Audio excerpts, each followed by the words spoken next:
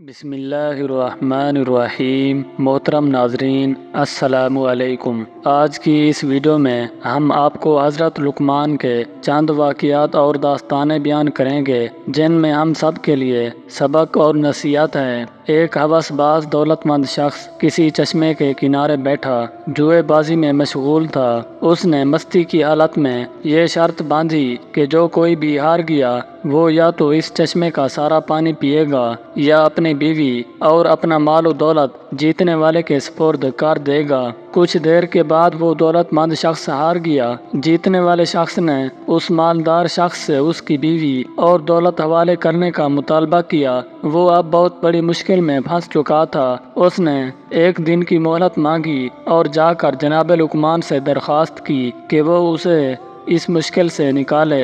حضرت لقمان نے اس شخص سے کہا کہ میں ایک شرط پر تمہیں اس مشکل سے نجات دلاؤں گا۔ وہ شرط یہ ہے کہ آج کے بعد تم جوا نہیں کھیلو گے۔ اس مالدار شخص نے حضرت لقمان کی شرط قبول کر لی۔ جناب لقمان نے اسے کہا جس وقت وہ جیتنے والا شخص تمہارے پاس آ کر چشمے کا سارا پانی پینے یا ساری دولت اور بیوی حوالے کرنے کا مطالبہ کرے تو اسے یوں کہو، اگر تمہاری مراد وہ پانی ہے جو کل اس ندی میں تھا تو اسے لے آؤ تاکہ میں پیوں، اور اگر مراد وہ پانی ہے جو اس وقت موجود ہے تو تم چشمے کا منہ بند کرو تاکہ بچنے والا باقی پانی پی سکوں، اور اگر تمہاری مراد وہ پانی ہے جو آئندہ اس ندی میں جاری ہوگا تو آئندہ ابھی تک آیا ہی نہیں، لہٰذا صبر سے کام لو۔ اس دولت مند شخص نے جوا جیتنے والے شخص کے سامنے یہی مطالبات رکھے تو اس کے پاس کوئی چارہ نہ رہا اور اس کا منہ بند ہو گیا۔ یہی وہ مقام ہے جب حضرت لقمان کی حکمت آشکار ہوئی اور لوگوں نے انہیں پہچانا۔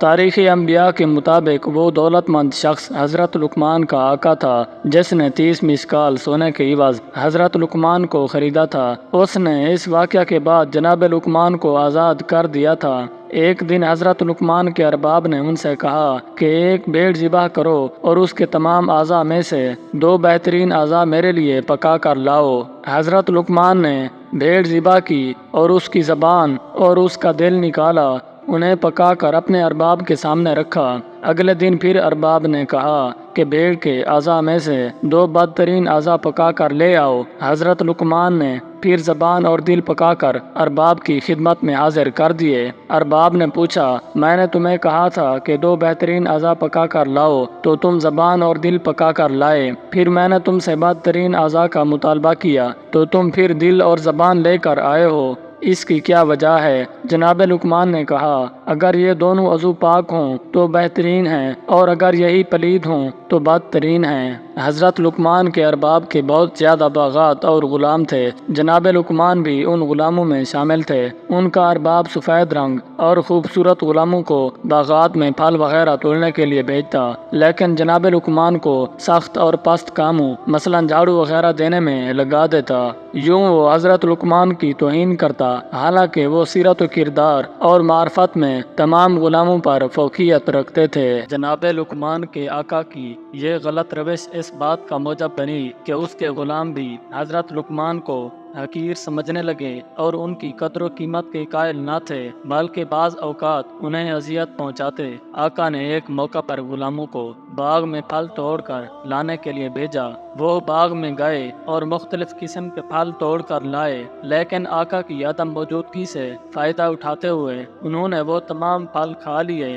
جب آقا آیا اور تازہ پھلوں کا مطالبہ کیا تو غلاموں نے جھوٹ بولتے ہوئے کہا تمام پھل لقمان کھا گیا ہے۔ آقا نے جب یہ بات سنی تو وہ جناب لقمان کے بارے میں بدظن ہو گیا۔ حضرت لقمان سمجھ گئے کہ ان کے آقا کی بدسلوکی اور ناراضگی کا سبب غلاموں کی اس تہمت کا اثر ہے۔ وہ اپنے آقا کے پاس گئے اور اسے یہ تجویز دیتے ہوئے کہا، اے میرے آقا، آئیں اور ہم سب غلاموں کا امتحان لیں تاکہ آپ کو ہمارے درمیان میں سے اچھے اور برے کا علم ہو سکے۔ اس نے پوچھا، میں تم لوگوں کا کیسے امتحان لوں؟ حضرت لقمان نے کہا، ہم سب کو کافی مقدار میں گرم پانی دیں اور ہمیں اسے پینے پر مجبور کریں، اس کے بعد آپ گھوڑے پر سوار ہو جائیں اور اپنا گھوڑا دوڑائیں، جبکہ سب غلاموں کو اپنے پیچھے پیدل دوڑنے کا حکم دیں۔ ایسا کرنے سے آپ کو یہ راز معلوم ہو جائے گا کہ وہ پھل میں نے کھائے ہیں یا ان لوگوں نے۔ آقا نے اسی طرح امتحان لیا۔ حضرت لقمان اور دوسرے تمام غلاموں کو گرم پانی پینے پر مجبور کیا۔ پھر وہ خود تو گھوڑے پر چڑھ بیٹھا اور سب سے کہا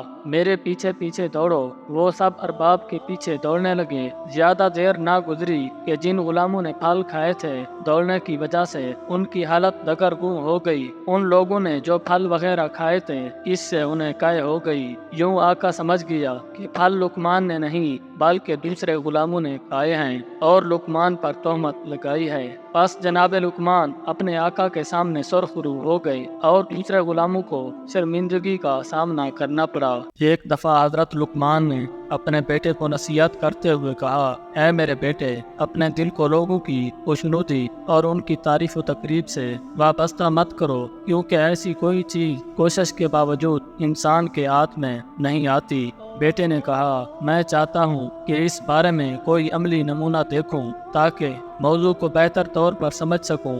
حضرت لقمان نے کہا اٹھو اور گھر سے باہر چلو تاکہ میں موضوع کو بہتر طور پر سمجھا سکوں۔ حضرت لقمان اور ان کا بیٹا گھر سے نکلے۔ ان کے پاس ایک گدھا بھی تھا۔ جب لقمان اس پر سوار ہوئے اور بیٹا پیدل ان کے پیچھے روانہ ہوا، وہ چلتے چلتے ایک گروہ کے پاس پہنچے۔ ان لوگوں نے جب یہ منظر دیکھا تو کہا اس بوڑھے کو دیکھو کہ کتنا سنگ دل ہے، خود تو گدھے پر سوار ہے لیکن اس کا بیٹا پیچھے پیچھے چل رہا ہے۔ سچ بات ہے کہ یہ کس قدر غلط کام ہے۔ حضرت لقمان نے اپنے بیٹے سے کہا کیا تم نے ان کی باتیں سنی ہیں؟ بیٹے نے کہا جی ہاں۔ حضرت لقمان نے کہا اب میں پیدل چلتا ہوں اور تم گدھے پر سوار ہو جاؤ۔ جناب لقمان پیدل روانہ ہوئے اور بیٹا سوار ہو گیا۔ چلتے چلتے ان کی ملاقات ایک اور گروہ سے ہوئی۔ اس گروہ نے جب یہ منظر دیکھا تو کہا یہ دونوں باپ بیٹا کتنے برے لوگ ہیں۔ باپ اس اعتبار سے برا ہے کہ اس نے اپنے بیٹے کی صحیح تربیت نہیں کی کہ بیٹا تو سوار ہے جبکہ بوڑھا باپ پیدل چل رہا ہے، اور بیٹا اس لحاظ سے برا ہے کہ اسے اپنے باپ پر رحم نہیں آیا اور اس پر ظلم کر رہا ہے، کیونکہ باپ کا یہ حق ہے کہ اس کا احترام کیا جائے اور وہ گدھے پر سوار ہو۔ حضرت لقمان نے اپنے بیٹے سے کہا آپ نے ان کی باتیں سنی ہیں؟ بیٹے نے کہا جی ہاں۔ جناب لقمان نے فرمایا اب دونوں سوار ہو جاتے ہیں۔ وہ دونوں گدھے پر سوار ہوئے اور آگے بڑھ گئے۔ چلتے چلتے ایک گروہ کے پاس پہنچے۔ ان لوگوں نے جب یہ منظر دیکھا تو کہا ان دونوں سواروں کے دل میں ذرا برابر رحم نہیں ہے کہ دونوں بے زبان حیوان پر سوار ہیں۔ ان لوگوں نے اس حیوان کی کمر توڑ دی ہے کیونکہ اس بیچارے حیوان کی طاقت سے زیادہ اس پر وزن ڈالا ہوا ہے۔ بہتر تو یہ تھا کہ ایک سوار ہوتا اور دوسرا پیدل چلتا۔ حضرت لقمان نے اپنے بیٹے سے کہا آپ نے ان لوگوں کی باتیں سنی ہیں؟ بیٹے نے کہا جی ہاں۔ حضرت لقمان نے فرمایا آؤ اس بار ہم دونوں گدھے کے پیچھے پیچھے چلتے ہیں۔ دونوں گدھے سے اترے اور اس کے پیچھے پیدل روانہ ہوئے۔ چلتے چلتے لوگوں کے ایک گروہ کے پاس پہنچے۔ ان لوگوں نے کہا یہ دونوں عجیب قسم کے جاہل افراد ہیں، سواری کے ہوتے ہوئے پیدل چل رہے ہیں اور سواری کو خالی چھوڑا ہوا ہے، یہ کس قدر احمق ہیں۔ حضرت لقمان نے اپنے بیٹے سے فرمایا آپ نے ان لوگوں کی گفتگو سنی ہے؟ اس نے عرض کیا جی ہاں۔ جناب لقمان نے فرمایا کیا لوگوں کو راضی کرنے کے لیے اس کے علاوہ اور کوئی چارہ ہے؟ اب جب کہ صورتحال یوں ہے تو کبھی لوگوں کی رضامندی کو اپنا محور مقصد قرار مت دو، بلکہ اللہ تعالیٰ کی رضا اور خوشنودی کو اپنا مقصد اور ہدف قرار دو تاکہ دنیا و آخرت میں سعادت و کامیابی حاصل کر سکو۔ امید کرتا ہوں کہ آپ کو آج کی ویڈیو پسند آئی ہوگی۔ ویڈیو کو لائک ضرور کریں تاکہ ہم آپ کے لیے اسی طرح کی اسلامک اور دلچسپ ویڈیوز لاتے رہیں۔ ملتے ہیں نیکسٹ ویڈیو میں، اجازت دیجیے، اللہ حافظ۔